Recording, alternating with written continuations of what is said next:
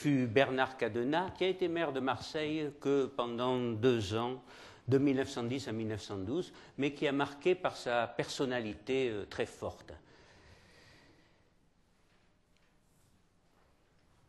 Lorsque le prince-président Louis-Napoléon Bonaparte devint en 1852 l'empereur Napoléon III, le mouvement ouvrier, né au cours de la Révolution de 1848, ne cacha pas sa satisfaction.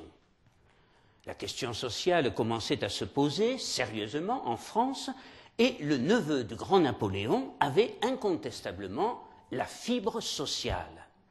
Il le prouvera d'ailleurs durant son règne. Il sera l'initiateur d'un certain nombre de lois en faveur de la classe ouvrière et favorisera même le dialogue social contradictoire reposant sur des syndicats dotés de moyens de pression, ce qui constitue alors une avancée d'autant plus remarquable que le droit syndical ne sera reconnu en France qu'en 1884. Mais il n'eut pas, ou plutôt il ne chercha pas à utiliser tous les moyens nécessaires pour maîtriser au mieux cette question sociale. Quant aux leaders républicains qui s'opposèrent à lui dans les années 1860, lorsqu'ils devinrent les dirigeants de la Troisième République après 1870, ils avaient d'elle une vision beaucoup plus étriquée et conservatrice. L'Allemagne de Bismarck était alors bien plus en avance. Comme le disait alors le chancelier allemand, il n'y a que le comte de Chambord et moi qui possédions la question sociale. Le comte de Chambord, prétendant légitime à la couronne de France, avait en effet pris à bras-le-corps cette question. Il recevait régulièrement dans sa résidence à Froschdorf, en Autriche, des délégations ouvrières qui croyaient, ou du moins espéraient, que le rétablissement de la monarchie légitime apporterait un progrès social certain. La frilosité de cette République, engluée dans ses contradictions et ses querelles intestines, exaspérait l'artisan cordonnier de la Belle de Mai, Bernard Cadenat, ardent républicain, mais déçu par l'apathie de la République dans ce domaine. Bernard Cadenat n'est pas marseillais. Il est né le 2 janvier 1853 dans le département de l'Aude, à Pexora, non loin de Castelnaudary, dans une famille ouvrière très à gauche. Il n'arrive à Marseille que vers l'âge de 15 ans et il est embauché comme coupeur de tiges de bottes dans un atelier de cordonnerie, dans le faubourg ouvrier de la Belle de Mai, qui respirait encore la campagne. Comme le soulignait d'ailleurs l'historien Alfred Sorel en 1878 dans son dictionnaire des villes, villages et hameaux du département des Bouches-du-Rhône, ce terme Belle de Mai a en effet un tel parfum champêtre et virginal qu'il serait bon de le maintenir pour le voir planer au-dessus d'un centre ouvrier où les ateliers, les usines les plus considérables de Marseille ont fait élection de domicile. Ce nom bucolique de la Belle de Mai évoque le passé rural de ce quartier qui connaîtra un bouleversement immense avec la création en 1841 du boulevard d'Orléans, futur boulevard national, et la construction en 1845 de la gare Saint-Charles. Toute l'économie du quartier en fut bouleversée, avec, en l'espace d'une génération, l'installation de nombreuses usines, unités de production qui transforment le noyau villageois initial en un véritable quartier industriel. Lorsque Bernard Cadenat arrive à Marseille, déjà ce faubourg rural est presque devenu un grand quartier industriel aux limites nettement dessinées. La Belle de Mai s'étend entre une frontière naturelle à l'est, le ruisseau de Plombières, et 2 axes de circulation, le Prado à l'ouest et le boulevard à bateaux au sud. Les bâtiments des usines envahissent peu à peu tous les espaces laissés libres et sonnent le glas des dernières fermes, terres cultivées, arbres et bastides. Pour marquer leur toute-puissance, ces bâtiments soignèrent leur esthétique, surtout ceux donnant sur les rues, avec des façades élégantes et des portails d'entrée joliment décorés. Et comme il fallait loger les ouvriers de plus en plus nombreux qui faisaient fonctionner les usines, un habitat ouvrier vit le jour.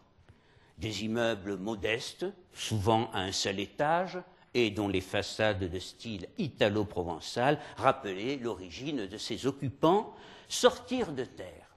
Mais ils devinrent vite insalubres à mesure que la population augmentait, passant de 5 000 en 1860 à 16 000 en 1875. Les conditions de vie ne firent que se dégrader au fil des années, d'où un mécontentement populaire bien compréhensible qui favorisera l'émergence et le succès des syndicats et des partis politiques situés le plus à gauche sur l'échiquier politique.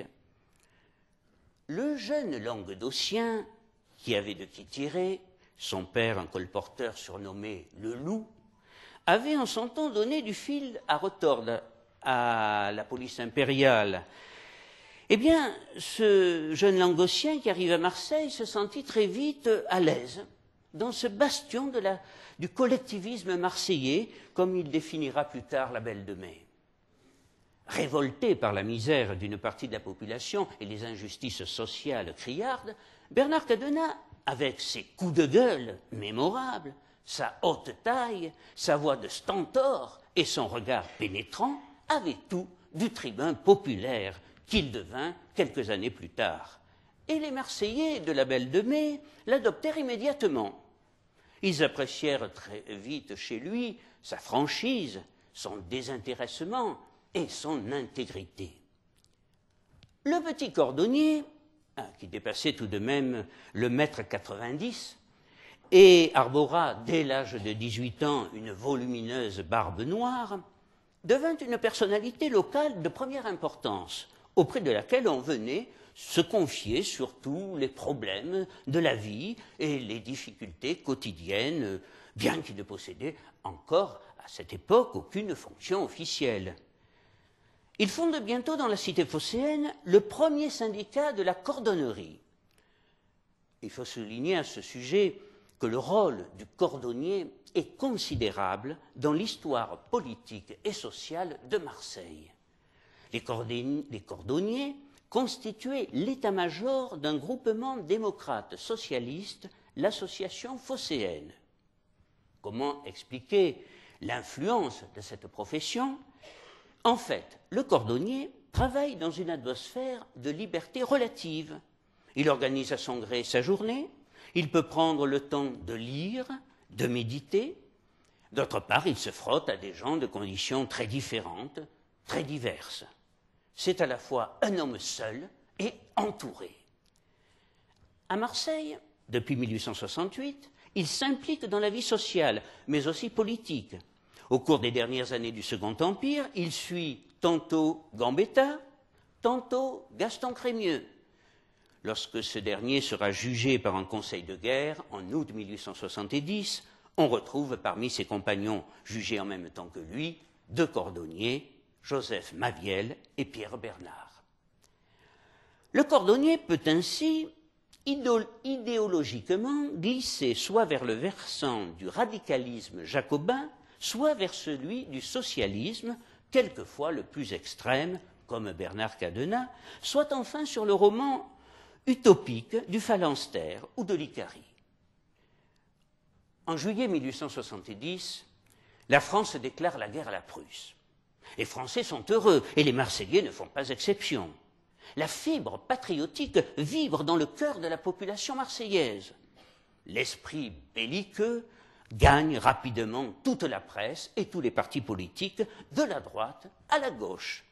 Seul l'Internationale s'oppose à la guerre. Bernard Cadenas, bien que profondément pacifiste, s'engage aussitôt au 95e régiment de ligne où il combattra vaillamment. Plus tard, quand certains, comme Eugène Pierre, le traiteront de socialiste apatride, bien que n'aimant guère se mettre en avant, il ne manquera pas de rappeler son patriotisme et son attitude courageuse sous les drapeaux.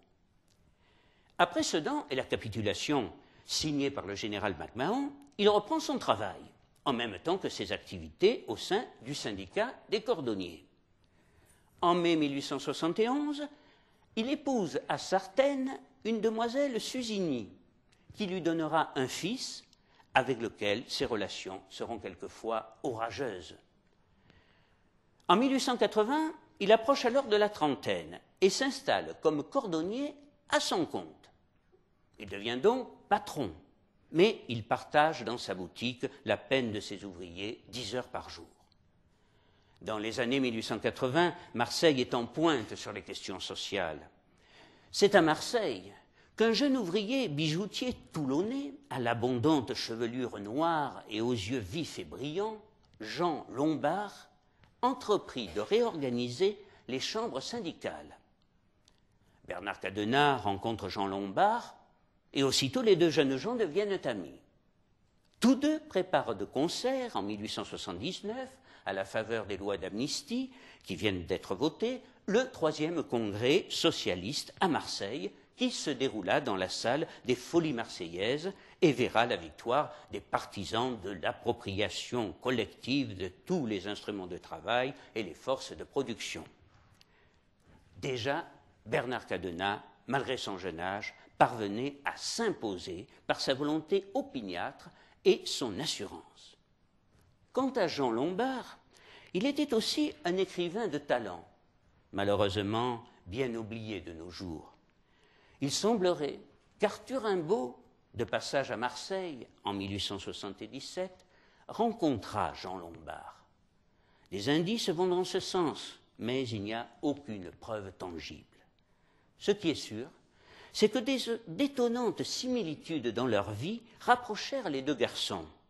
Ils étaient nés tous les deux en 1854.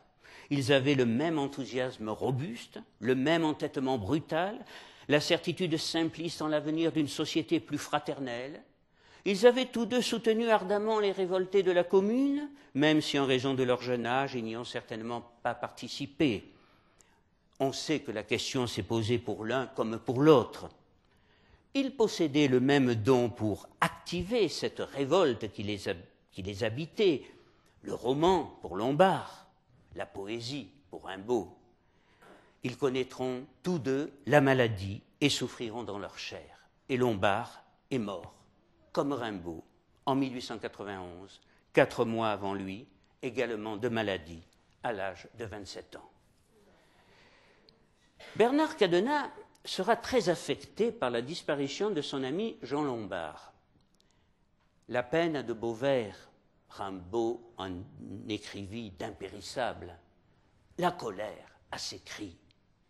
Ne possédant pas les talents de plume de l'homme au bateau ivre, dont il appréciait les poèmes, ce sont des cris qu'il poussa, et la nuit, des sanglots. Mais Lombard disparut, le mouvement qu'il avait lancé se poursuivit.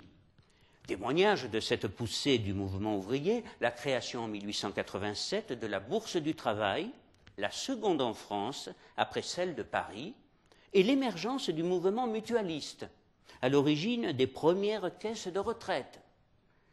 C'est désormais aux côtés de Jules Guesde que Cadenat continua le combat. Jules Guesde est considéré aujourd'hui comme l'introducteur du marxisme en France. Son parcours est singulier, rien ne laissait prévoir son étonnante carrière. De très jeune, ce fils de bourgeois parisien s'intéressa à la question sociale et ce sont ses idées avancées dans le domaine social, mais aussi économique et politique, qui le firent interner pour délit politique à la fin de l'Empire. D'une maigreur ascétique, avec ses longs cheveux et sa barbe, il ressemblait à un prophète, tel qu'on se l'imaginait alors, une sorte de Saint Jean-Baptiste laïque, qui possédait une éloquence âpre et torrentueuse. Libéré le 4 septembre 1870, il se rangea aussitôt du côté de la Commune, ce qui lui valut de retourner très vite en prison pour une durée de 5 ans. Il se réfugie ensuite en Suisse, puis en Italie, rencontre Karl Marx, et de retour en France en 1876, il fonde un journal, L'Égalité, qui prêche le collectivisme et connaît un succès inespéré. Marseille lui semble alors la ville la plus encline à souscrire à ses idées. Et c'est donc dans la cité phocéenne, au 3e congrès ouvrier, initié par Lombard et Cadenas, en 1879, qu'il fera adopter la création d'un nouveau parti, le Parti ouvrier socialiste français. Bernard Cadenas avait rencontré Jules Guesde lors du 3e congrès. Cadenas était pourtant peu impressionnable, mais la personnalité de Guesde, sa force tranquille, la douceur de ses traits comme de sa voix, qui n'était pas du tout la même que celui du tribun, l'avait alors séduit. Le courant était passé aussitôt entre les deux hommes et en 1885, il décida de s'engager à ses côtés aux élections législatives. En face d'eux, une autre figure du socialisme à Marseille, Clovis Hugues, poète, journaliste pamphlétaire, emprisonné lors de la répression de la Commune.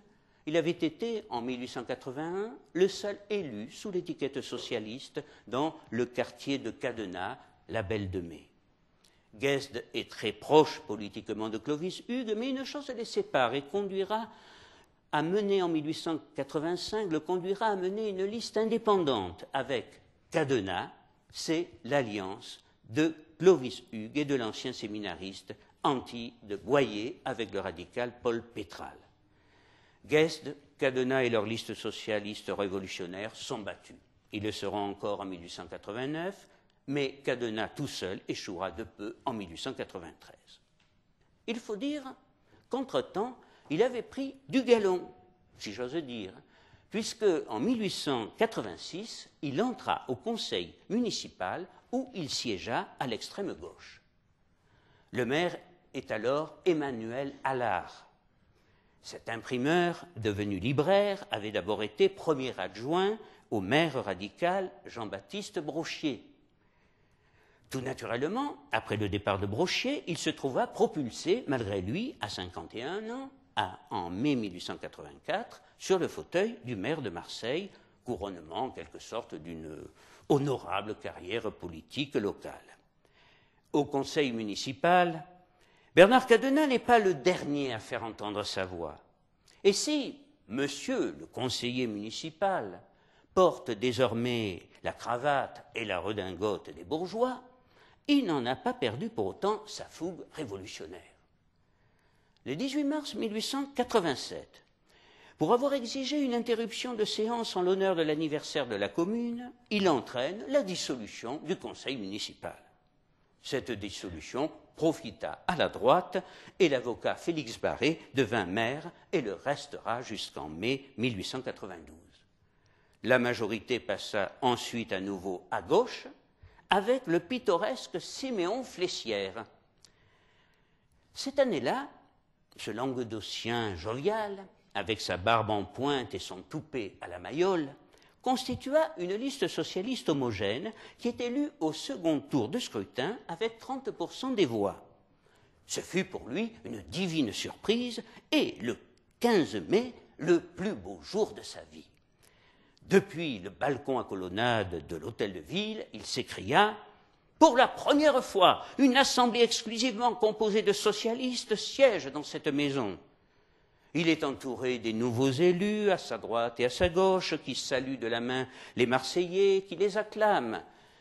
Parmi ces nouveaux élus, qui vont constituer le conseil municipal, celui que l'on remarque le plus, c'est incontestablement Bernard Cadenas, le colosse incorruptible, qui entend bien s'attaquer aux inégalités qui se creusent inexorablement dans la société marseillaise, car la ville, sous la municipalité Barré, commença à traverser une crise économique et sociale de grande ampleur.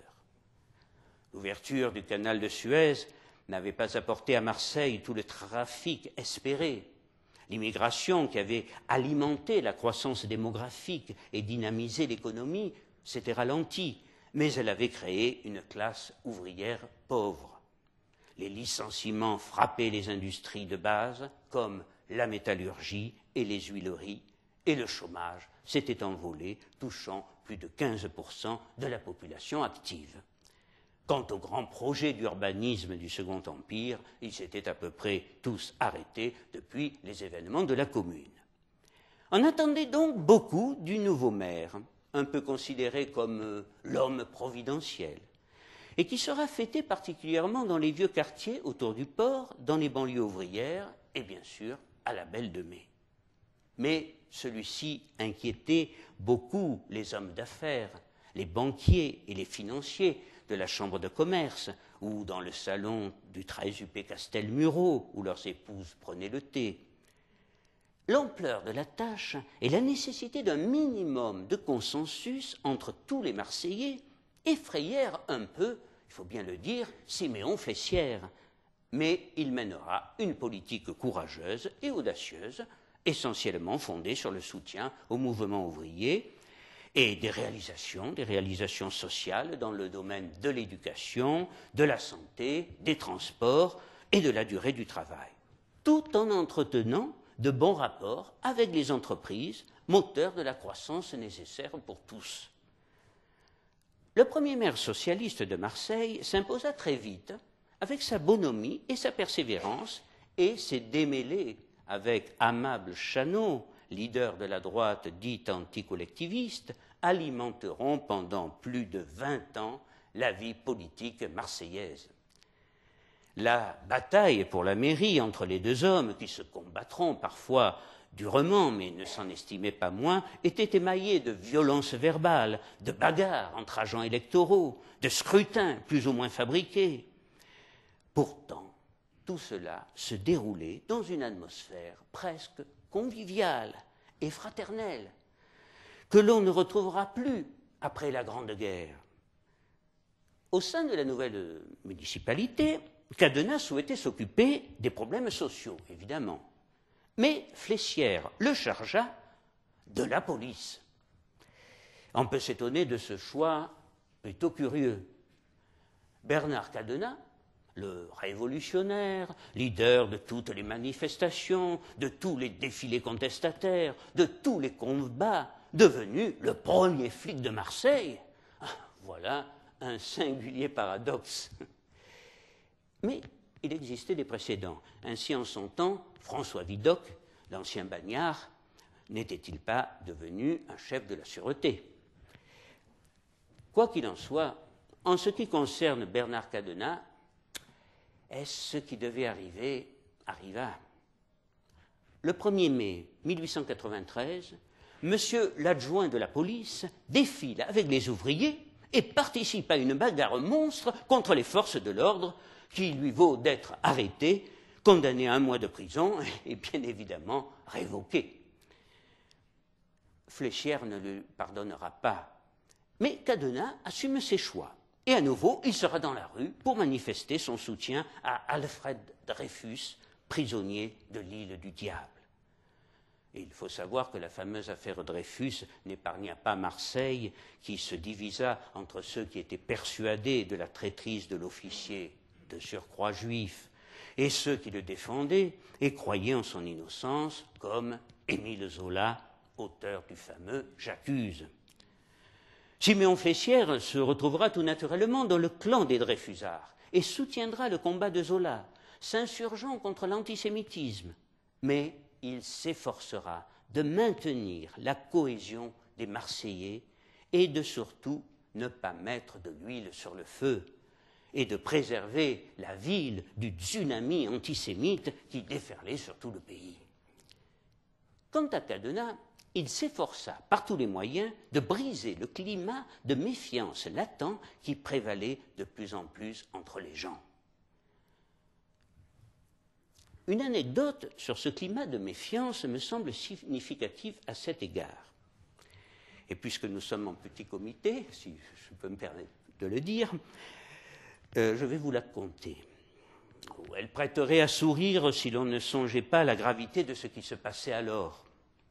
Lors d'un meeting électoral, un candidat aux élections législatives de mai 1898, déclarant s'inspirer des principes de 1798, traita de voleur le gouvernement, s'avoua socialiste convaincu et se proclama anti-juif.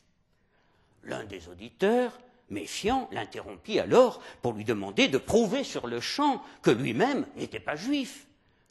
Le candidat ne perdit pas ses moyens et s'exécuta, après avoir demandé aux femmes de quitter l'assistance. Il monta promptement sur une chaise et exposa au regard de toutes les personnes présentes ses parties sexuelles.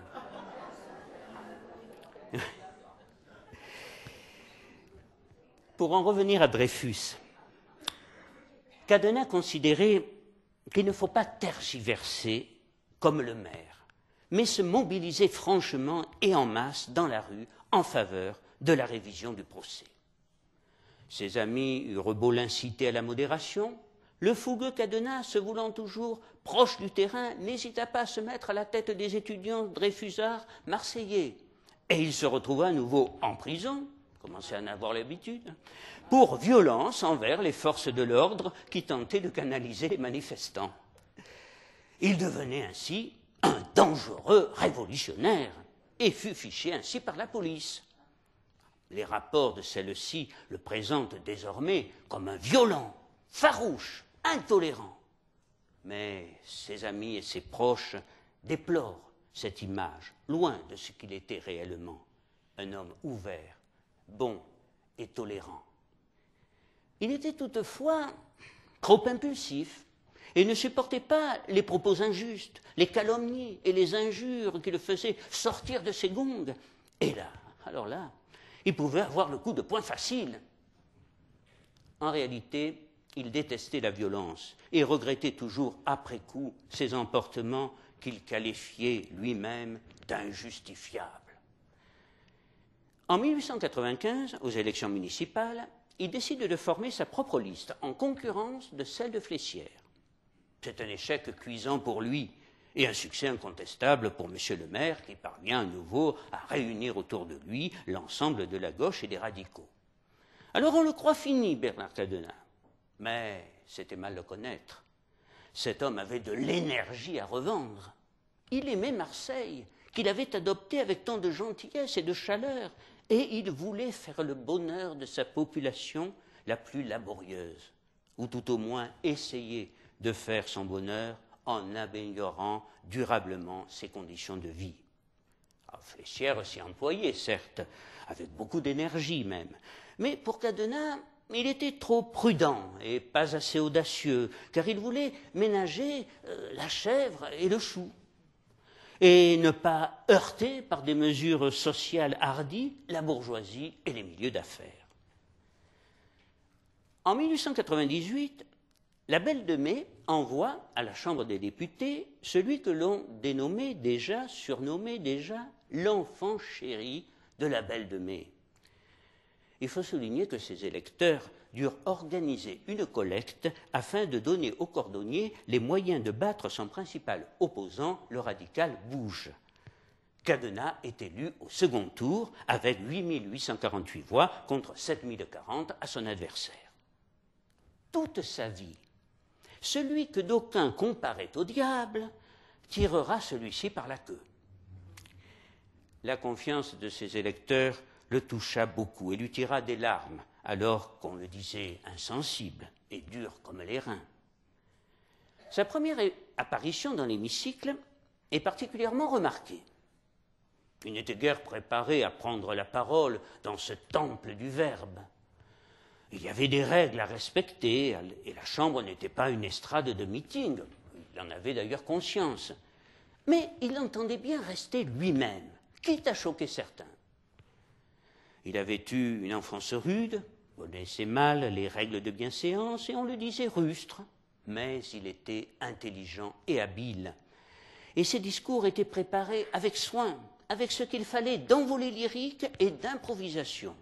Et bien que n'ayant pas fait d'études, il avait beaucoup lu et pouvait aborder une foultitude de sujets avec assurance et une grande aisance. Ses adversaires essayèrent bien de le coincer au niveau de la grammaire et de la syntaxe, mais sans grand succès. Lors de sa première intervention, il sut mettre dans sa poche un adversaire qui lui portait la contestation. Mais au cours de sa fougueuse diatribe, il en vint à bousculer la syntaxe. Le ministre de l'Instruction publique et des Beaux-Arts, Georges Lègue, qui assistait à la séance, le lui fit remarquer avec une feinte indulgence et la certitude de le laisser sans voix. Mais il ne se démonta pas pour autant et répliqua, le sourire aux lèvres. « Vous voulez dire que je fais des cuirs, monsieur le ministre? Pardonnez-moi, mais c'était mon premier métier avant que d'être député. » À la Chambre, Cadena se bat pour réglementer le travail des femmes et des enfants, s'implique en faveur des caisses de retraite des ouvriers, des cheminots, de la manufacture des tabacs, des douanes qui sont sur sa circonscription. C'est lui qui est à l'origine de la création de la caserne des douanes du boulevard de Strasbourg. À partir de 1905, il siège dans le parti SFIO et, face aux divisions de la gauche, appelle au rassemblement et à l'unité socialiste. Et il n'y a rien de nouveau. Il adhère également à la franc-maçonnerie. Le 4 septembre 1910, enfin, il est élu maire de Marseille pour 2 ans et succède à Emmanuel Allard, qui décède d'ailleurs le 2 août. Il s'entoure aussitôt de gens compétents et motivés.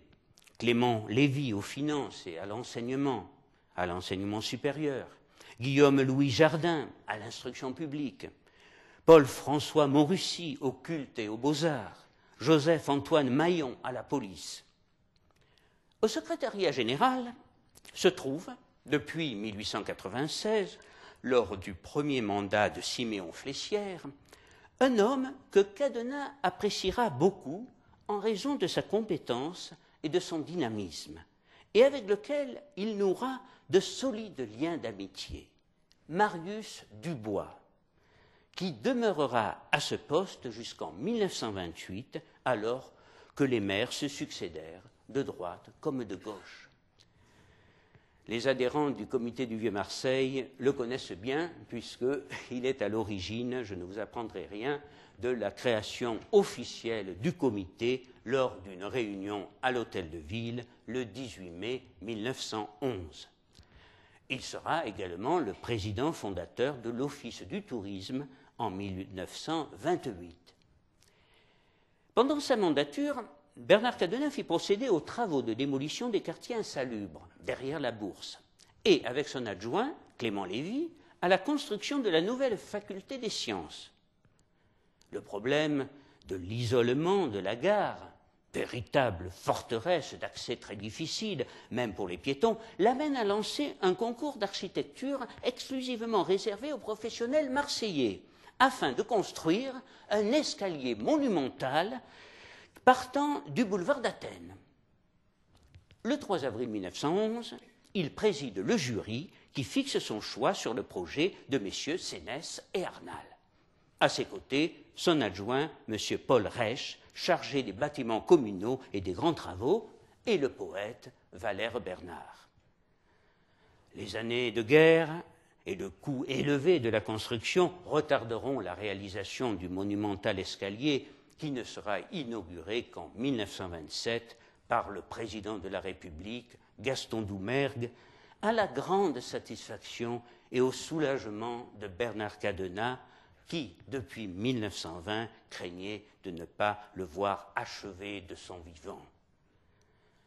Le pont à transborder, à l'inauguration duquel il avait assisté en décembre 1905, avait réussi son principal objectif: décongestionner la circulation, déjà dense à l'époque, et en 1911, sa fréquentation dépassa toutes les prévisions, avec près d'1,9 million de personnes et 54 000 véhicules empruntant la nacelle. En octobre, fut organisée à Marseille la semaine de l'aviation, et l'aviateur Jules Védrine passa avec son appareil sous le tablier du pont, sous son regard admiratif et celui des Marseillais.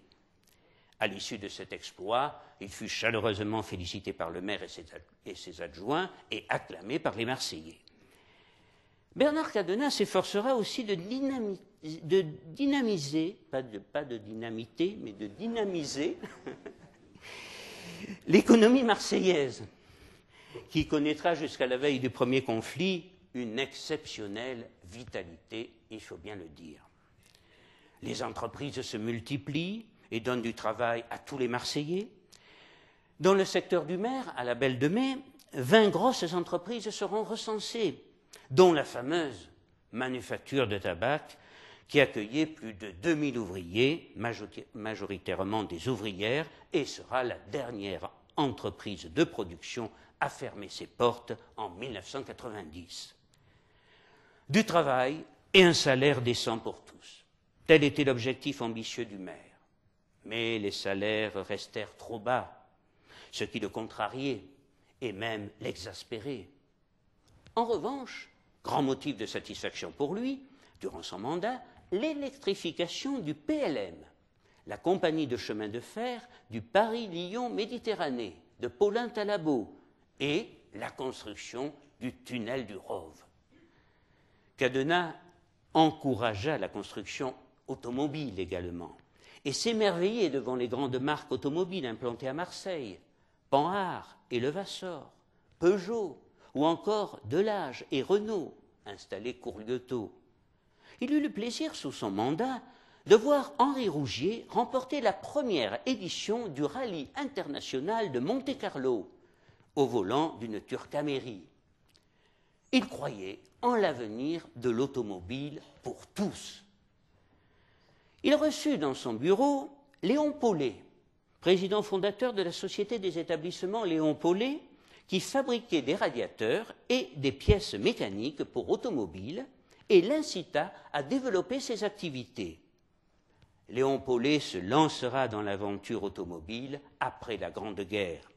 Bien que n'étant pas lui-même un grand sportif, à l'exception de la marche à pied, Cadenat recevra également dans son bureau les grands sportifs du moment. Le coureur Jean Bouin, qui deviendra champion de France de course à pied en mai 1911, et dont on sait qu'il fut tué par un éclat d'obus en septembre 1914, ou encore Gustave Gannet, un grand coureur cycliste qui sera champion de France en 1926. Enfin, durant ces 2 années, on vit souvent à Marseille le président de la République, le très populaire Armand Fallières, dont le physique et l'embonpoint aiguisaient particulièrement la verve des caricaturistes marseillais. Mais, le 18 mai 1912, Bernard Cadenat doit quitter la municipalité à regret à la suite de la défaite de son parti. Et c'est le retour de Chanot à l'hôtel de ville. Il a alors le sentiment de s'en aller sans avoir eu le temps de réaliser au cours de ces 2 années les grandes réformes qu'il préconisait et d'imprimer sa marque dans l'administration de la cité, et il ne cache pas son amertume. Il aura su toutefois se faire apprécier de ses collaborateurs. En tant que maire, il fit montre d'autorité, mais aussi de simplicité, ne recherchant aucun honneur, n'éludant aucune responsabilité, et il finira par forcer l'admiration même de ses opposants au conseil municipal par sa connaissance des dossiers et surtout son désintéressement et sa probité. Enfin, on ne peut évoquer Bernard Cadenat sans parler de son anticléricalisme, qui lui colle à la peau, comme la tunique de Nessus à Héraclès. Et il me semble utile d'essayer d'y voir plus clair dans ce domaine. Il est d'abord nécessaire de rappeler le contexte historique de cette époque. Dès sa proclamation, la Troisième République se défia du clergé qui était farouchement hostile aux républicains considérés comme des suppôts de Satan. C'est sans doute l'une des raisons qui poussa son principal fondateur, Léon Gambetta, de lancer sa fameuse apostrophe « Le cléricalisme, voilà l'ennemi », même s'il faut nuancer ses propos. Dès le mois de juillet 1904, plus de 2500 établissements catholiques sont fermés dans l'ensemble du pays et à Marseille. Conséquence logique de cet état de fait, le Parlement ratifia la loi de séparation de l'Église et de l'État du 9 décembre 1905, portée sur les fonds baptismaux par le député républicain socialiste Aristide Briand. Cette loi, qui impliquait l'inventaire des biens de l'Église dans chaque paroisse, fut la cause d'un grand désordre, il faut bien le dire, d'un désordre d'une ampleur inattendue, même pour ceux qui la mirent en place. Et dans un premier temps, elle eut pour effet de radicaliser les affrontements entre l'Église et l'État. Dans ce contexte, Bernard Cadenas, anticlérical acharné, apparaissait pour la droite et le clergé comme particulièrement intolérant, sectaire et bouffeur de curés. Ceux qui le croyaient et le cataloguaient ainsi le connaissaient fort mal. Certains changeront d'opinion en l'observant lorsqu'il devint maire de Marseille. Lors de l'une de ses interventions à la Chambre, il fut pris à partie par le député royaliste libéral, le comte de Blois, sur sa position par rapport à l'Église. « Vous m'avez mal compris, monsieur le député. Il n'est pas question pour nous de vouloir détruire la religion, car personne ne peut décréter la fin d'une croyance. Mais j'approuve M. Clemenceau quand il dit que depuis sa constitution, l'Église est une théocratie, dont les représentants s'imaginent détenir la vérité absolue et prétendre la faire servir par l'État. À Marseille, qui, vous le savez, est une ville très attachée à sa religion dès le Ve siècle, nous ne voulons persécuter personne. Et, en ce qui me concerne, le jour où la foi chrétienne sera atteinte dans sa liberté légitime, je serai le premier à la défendre. Mais il n'est pas question ici de religion, mais de servitude. Et si nous ne voulons asservir personne, nous n'entendons pas être asservis par l'Église et accepter sa vérité absolue. La liberté doit être pour tout le monde. Très applaudi par la gauche, il est aussi par certains libéraux et même des catholiques libéraux.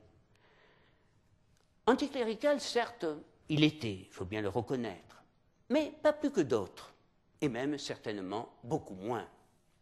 Par ailleurs, il tentera toute sa vie, il sera toute sa vie plus attaché finalement à la lutte sociale qu'au combat anticlérical. On peut même dire qu'il sera relativement modéré en matière religieuse et au fil des ans, il évoluera sensiblement et se rapprochera de l'Église, ou tout au moins de ses éléments les plus progressistes, comme les amis de Marc Sangnier et de son mouvement Le Sillon. Pourtant, quelques années plus tôt, en 1904, il avait fallu attendre 15 mois à ses parents avant de faire baptiser leur fille Mireille, la petite fille de Bernard Cadenas. Avec la complicité de sa sœur, ils allaient retrouver en cachette le curé de Notre-Dame-du-Mont. Apprenant l'identité de l'enfant, le brave curé, affolé, s'était écrié « Vous voulez me faire baptiser, la petite fille du diable ?» Pour le prêtre, cette loi scélérate de séparation de l'Église et de l'État n'avait pu être inspirée que par Satan, et le grand-père de Mireille en était le gardien vigilant. Il ne pouvait donc être question de risquer, avec ce baptême, de voir son église fermée. Car, disait-il, on ne sait jamais avec ces gens-là, et tout particulièrement avec celui-ci. Cadenas, c'était à ses yeux, et à ceux de nombreuses familles bourgeoises, catholiques pratiquantes, la Garamodo. La Garamodo, je ne sais pas si vous connaissez, c'est cette créature horrible, ce monstre fabuleux né de la légende provençale qui avait inspiré à Marius Borelli en 1856 une pièce en vers représentée avec succès au théâtre du Gymnase. Le pauvre curé, soucieux de sa tranquillité, ne voulait surtout pas avoir affaire à ce personnage épouvantable. Pourtant, les larmes de la mère finirent par attendrir l'ecclésiastique et la cérémonie eut lieu dans la plus grande discrétion. En vraie petite fille de Bernard Cadenas, déjà contestataire, l'enfant ne cessa pas de crier durant la cérémonie à l'adresse du prêtre « Mais c'est un cochon! Rends-moi ma chapeaute !» Ma capote. Malgré les précautions prises pour que tout se déroule confidentiellement, sans faire de vagues, des gens bien intentionnés, ayant trahi le secret, le terrible grand-père explosa. Mais la cible privilégiée de son courroux ne fut pas le curé, mais la famille de sa belle-fille, les Picon, des bigots hypocrites qui venaient de le déshonorer. Alexandre Picon, le père de sa belle-fille, était devenu, au fil des années, sa bête noire. 10 ans plus tard, en juin 1914, par une matinée ensoleillée, l'histoire allait se répéter. Bernard Cadenat a été maire de Marseille, le poste le plus important et le plus prestigieux de la ville. Il est désormais député et jouit d'une réputation d'honnêteté et de sérieux. Alexandre Picon, de son côté, est devenu une personnalité puissante, membre du Grand Conseil de la Mutualité, fondateur de la clinique chirurgicale. Et voici, alors que s'annonce l'une des plus sanglantes guerres de notre histoire, que tous deux pressentent, voilà qu'Alexandre Picon décide de mettre sa petite fille en conformité avec Dieu, en lui faisant faire la communion. Ben oui, et une communion qui ne soit pas seulement solennelle, mais l'occasion d'une très belle fête, joyeuse pour tous, avant que n'arrive le temps du deuil et des larmes. Pour cela, Alexandre Picon veut mettre le paquet. Tant pis s'il doit y dépenser une petite fortune. La seule difficulté, mais elle est de taille, c'est toujours la même. C'est de trouver une paroisse et un prêtre prêts à prendre le risque. Car le souvenir du baptême reste encore dans tous les esprits, et les prêtres volontaires pour relever ce défi ne sont pas légion. Seul l'abbé Blanc répond présent. Et si monsieur le député n'est pas content, il est prêt à l'affronter, d'homme à homme. La cérémonie est fixée au 11 juin 1914 et se termine pour le mieux, sans l'esclandre redouté du terrible grand-père. Celui-ci, en effet, s'est assagi avec le temps. Il a pris conscience que ses véritables adversaires ne se trouvent pas du côté des curés, et qu'il a sans doute assez fait de mal à son fils et à sa belle-fille, allant jusqu'à entraîner leur divorce pour une ridicule question d'honneur laïque. En écoutant le récit de son fils, « Comme elle était belle, notre petite Mireille, dans sa blanche parure », il ne put s'empêcher de sangloter comme un gosse, car c'était un homme extrêmement sensible, contrairement aux apparences, et un excellent grand-père. Par ailleurs, les temps ont changé. Les prêtres ne sont plus ce qu'ils étaient. Et d'ailleurs, les révolutionnaires, eux aussi, ont bien changé et ont laissé leurs piques et leurs fourches au vestiaire. Les dangers extérieurs effacent les querelles internes. Ce sera bientôt le temps de l'union sacrée. Mireille est heureuse, et son grand-père, qui l'adore, est aux anges, si j'ose dire. Bernard Cadenat, l'anticlérical, n'a pourtant pas radicalement changé, mais son humanité, son amour des autres l'emportent désormais sur ses dogmes. Incontestablement, il y avait chez Cadenat du Pépone avant la lettre. Pépone, dont on se souvient les querelles mémorables dans les fameux films avec Don Camillo, le curé de ce petit village du sud de l'Italie, dont il était le maire communiste.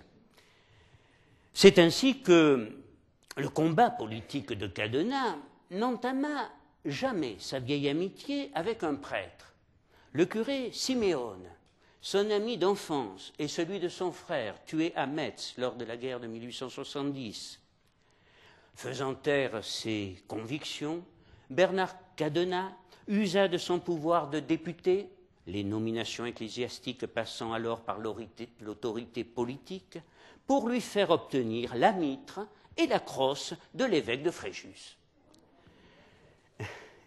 Il entretenait également une correspondance suivie avec un autre ecclésiastique, un petit curé de campagne, qu'il avait connu lors de l'une de ses balades dans les campagnes provençales en 1872, car l'un de ses loisirs préférés était l'excursion, comme de nombreux Marseillais, qui, 20 ans plus tard, en 1892, rejoindront la Société des excursionnistes marseillais, créée par Dominique Piazza, l'inventeur de la carte postale photographique. Le prêtre en question, le père Laclé, quittait de temps en temps sa modeste cure dans un petit village des Alpes de Haute-Provence pour descendre à Marseille, et Cadenat l'accueillait chez lui. Toutefois, rapportera Mireille, au bout de 2 ou 3 jours, les deux amis, qui adoraient aborder des sujets politiques et religieux dans leur conversation, commençaient à se disputer et en venaient presque aux mains. Ils finissaient toujours par se réconcilier, toutefois, autour d'une bonne bouteille de rosé de Provence et d'une assiette de coquillages. Il était comme ça, que voulez-vous, le maire de la Belle de Mai, et personne ne souhaitait vraiment qu'il ne change, même parmi ses adversaires politiques. Durant son court mandat de maire, Bernard Cadenat haussait souvent le ton et fustigeait quelquefois l'Église qui voulait s'occuper de tout, mais il entretenait des relations cordiales avec l'évêque de Marseille, Monseigneur Favre, et ses représentants. Il usa même de son autorité pour faire réinstaller, aux frais de la municipalité, dans le clocher de Saint-Victor, qui en était alors dépourvu, les cloches de l'église Saint-Martin détruites sous le Second Empire. Ces cloches avaient été entreposées dans un coin du parc Borély. Son ami Marius Dubois s'étonna de son geste singulier en faveur de l'Église, dont certains de ses membres les plus virulents le considéraient comme le diable. Cadenat s'en expliqua ainsi en souriant. « Mon ami, sois cohérent. Où veux-tu que l'on mette des cloches, sinon dans le clocher d'une église ?» Ah, Monseigneur Favre le remercia publiquement. Mais certains de ses amis politiques ne dissimulèrent pas leur agacement. Mireille, dont on a vu que le baptême avait été ressenti par son grand-père comme un affront personnel envers celui qui soutenait la loi de séparation aux côtés du petit père Combe, se réjouira de cette décision, ainsi que son ami, le père Laclé. Sa véritable nature était enfin révélée à ceux qui ne voyaient en lui qu'un monstre, qui ne respectait rien, ni personne. C'était un homme bienveillant, magnanime, d'un dévouement dépassant toutes les limites. Extraverti, il ne pensait qu'aux autres. Quand il avait de l'argent, il le distribuait sans compter aux œuvres caritatives, souvent religieuses, et à toutes les personnes en difficulté et les blessés de la vie qui le harcelaient presque quotidiennement chez lui ou dans la rue. Voici le portrait qu'en dressa Mireille. C'était un homme imposant, de haute stature, un physique agréable, brun, hâlé par ce chaud soleil de son Lauragais natal, que cingle la tramontane, qui lui avait insufflé dans les veines l'impétuosité, la violence, où des siècles durant cette famille rouge de Pectiora lutta pour la liberté du peuple. Il avait été gâté par Dame Nature. De grands yeux noirs, empreints de spiritualité et de douceur, éclairaient ce visage qui, malgré son air sévère, s'adoucissait par un certain sourire, et je pense que c'était ce qui l'avait incité à porter cette moustache et ce bouc d'ébène que cachaient 2 fossettes pleines de malice en dévoilant une immense bonté. Elle évoquera aussi cette belle voix chaude et cet accent gascon dont il ne s'est pas départi, et ces airs qui le roulaient avec le grondement de cette Garonne ardente et brutale. Mireille Bernard Cadenat, en littérature Marion Susini, écrivit un roman autobiographique passionnant, L'étreinte de Thémis, dans lequel elle rapportera plusieurs anecdotes, dont celle-ci. Ma nounou me disait combien Bernard Cadenat fut heureux de ma naissance. Lors de ses présences à Marseille, il se rendait fréquemment au Grand Café Noailles où le rejoignait ma nounou. Et en quittant ce café, grand-père me prenait dans ses bras et me portait jusqu'au 210 boulevard de la Madeleine, aujourd'hui boulevard de la Libération. Monsieur le député paraissait porter un trésor. Il était l'un des rares messieurs de sa génération qui osait porter dans la rue sa petite fille sur les bras. En serrant sur son cœur ce petit paquet fragile, blanc et rose, il offrait un visage triomphant, car j'étais un coin de sa vie, un coin de bonheur connu seulement de lui. À la fin de sa vie, Bernard Cadenas était encore plus pauvre qu'à son arrivée à Marseille en 1868. Et quand on dit que la politique enrichit, certains sans doute, mais pas lui.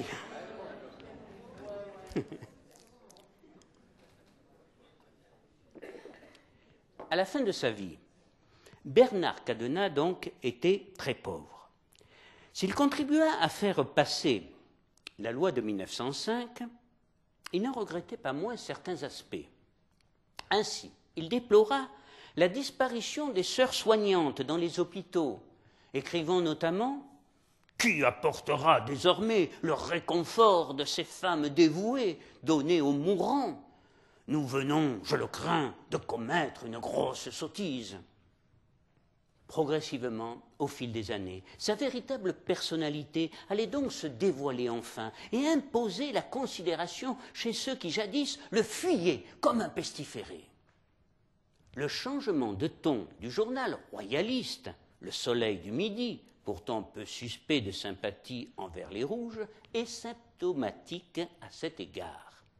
Lui, qui, en 1902, dénonçait chez Cadenas le sombre apôtre de la Révolution, hirsute, excessif, farouche, n'hésitant pas à le comparer à Marat ou à Robespierre, louera en 1914 ses immenses qualités de rude franchise et sa scrupuleuse honnêteté, notamment son attitude ferme et loyale lors des scandales municipaux qui lui valut l'estime de tous les honnêtes gens.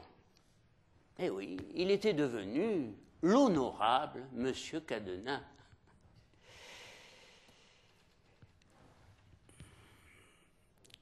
Preuve supplémentaire, s'il en fallait une, de son honnêteté, de sa loyauté, de son désintéressement et de sa grande probité, lorsqu'il dut abandonner son fauteuil de maire à Amable Chanot, il restitua aussitôt sa croix de la Légion d'honneur et s'en expliqua ainsi. « Cette croix est faite pour récompenser le courage militaire. Je n'ai accompli aucun fait d'armes, donc il n'y a pas de raison pour que je la conserve en tant que simple citoyen. » On lui objecta alors qu'il s'était battu courageusement lors de la guerre de 1870 et que les preuves de sa vaillance ne manquaient pas. La réponse, bras levés vers le ciel, ne se fit pas attendre. « Dans ce cas, il faudrait décerner la croix d'honneur à tous les jeunes Français, ceux qui se sont battus tout aussi bravement que moi au cours de cette guerre stupide. » On peut noter également que durant sa magistrature, il refusa d'utiliser une voiture de fonction, même pour venir le chercher à son domicile. Il prenait le tram pour se rendre à l'hôtel de ville, ce qui lui permettait ainsi d'engager la conversation sur un ton badin avec les Marseillais. Bernard Cadenas s'intéressait à la vie des gens, mais il restait toujours très discret, voire pudique sur sa propre vie. Il était quelquefois en proie au doute, regrettait certaines de ses actions, de ses prises de position passées, mais il ne se confiait à personne, sauf peut-être au fidèle père Laclé. Marseille disait même en souriant que seul celui-ci avait la clé du cadenas. Eh oui. Bientôt éclata une nouvelle guerre qui se révéla vite tout aussi stupide que celle de 1870 et particulièrement sanglante, celle de 14-18. Elle permit cependant de recoller les morceaux entre l'État républicain et l'Église. C'est en effet l'union sacrée, Les prêtres partagent le sort de tous et sont mobilisés au même titre que les autres citoyens. Dans le diocèse de Marseille, 26 d'entre eux tombent au champ d'honneur. On parlera de la fraternisation des tranchées. Bernard Cadenas se réjouit haut et fort de cette union et de cette fraternisation, mais celles-ci ne résisteront pas malheureusement à une nouvelle vague d'anticléricalisme, trouvant notamment ses adeptes dans les milieux catholiques d'extrême droite. Marseille ne sera pas épargnée, et Bernard Cadenas le regrettera, fustigeant ceux qui, après l'épreuve que nous venions tous de subir, voulaient poursuivre des combats d'arrière-garde qui n'étaient plus d'actualité. En 1919, Bernard Cadenas perdit son fils, victime de ses blessures sur les champs de bataille, et il en fut particulièrement affecté. Mireille eut droit, bien évidemment, à une pension d'orpheline de guerre. Mais quand il apprit, le grand-père fit appeler la jeune fille et, retrouvant son intransigeance d'antan, lui lança des sanglots dans la voix. « Tu vas renoncer à ta pension. La petite fille d'un député socialiste ne doit pas avoir de dette envers la République. » Eh oui, il était ainsi le maire de la Belle de Mai. Et il faut reconnaître que des gens comme lui, même à cette époque, on n'en faisait plus guère. Dans les années 20, à Marseille, les affrontements politico-religieux se multiplièrent et ils atteindront leur paroxysme au cours de la soirée du 9 février 1925. Lors d'une réunion tenue à la salle Prat, rue Paradis, par le général de Castelnau, fondateur et président de la Fédération nationale catholique qu'il avait créée en réponse à la victoire du cartel des gauches aux législatives de 1924, des organisations syndicales et politiques de gauche appelèrent à manifester. Elles furent ainsi rejointes par des associations apolitiques marseillaises qui n'avaient pas oublié l'attitude du général lors de l'affaire du 15e corps, accusé injustement de lâcheté en août 1914. À Marseille, on appelait Castelnau le bourreau de Morange.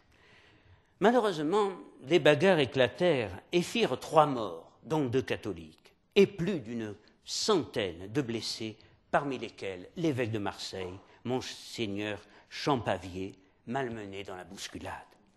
L'émotion sera intense et près de 8000 personnes suivirent le cortège funèbre depuis l'église Saint-Vincent de Paul, dans la crypte de laquelle les cercueils des victimes avaient été déposés. Aussitôt, les journaux de gauche dénoncèrent les ignobles agressions communistes, mais Siméon Flessière, alors le nouveau maire de Marseille, souligna, comme le prouvera l'enquête policière, que la violence était venue des 2 camps. Bernard Cadenas, qui déplorait ce drame atroce, s'associera à l'hommage unanime des Marseillais et supplia chacun de conserver son calme et de maintenir l'union sacrée. Pourtant, il faut bien le reconnaître, le vieux lutteur ne s'était pas lui-même vraiment assagi. Et ses réactions épidermiques continuaient à mettre du piquant dans la vie marseillaise. C'est ainsi qu'un matin, comme il traversait le vieux port avec son ami Servian sur le ferry-boat, venant de la mairie, il crut reconnaître en débarquant le directeur du Petit Marseillais qui venait de quitter son journal situé cour Estienne-Dorf, où se trouve aujourd'hui le siège de la Marseillaise. Ce journal l'avait injustement épinglé 2 jours plus tôt et il n'avait toujours pas digéré son article haineux. « Tu le connais, toi, le directeur du Petit Marseillais ?» demanda-t-il à son ami. « Ah, tu as de la chance, » répondit Servian. « C'est cet homme qui arrive en face de nous et s'apprête à franchir le seuil du journal. » Avant qu'il n'ait pu ajouter un mot, Cadenas quittait son ami, se précipitait vers le directeur du Petit Marseillais et le jeta dans le canal.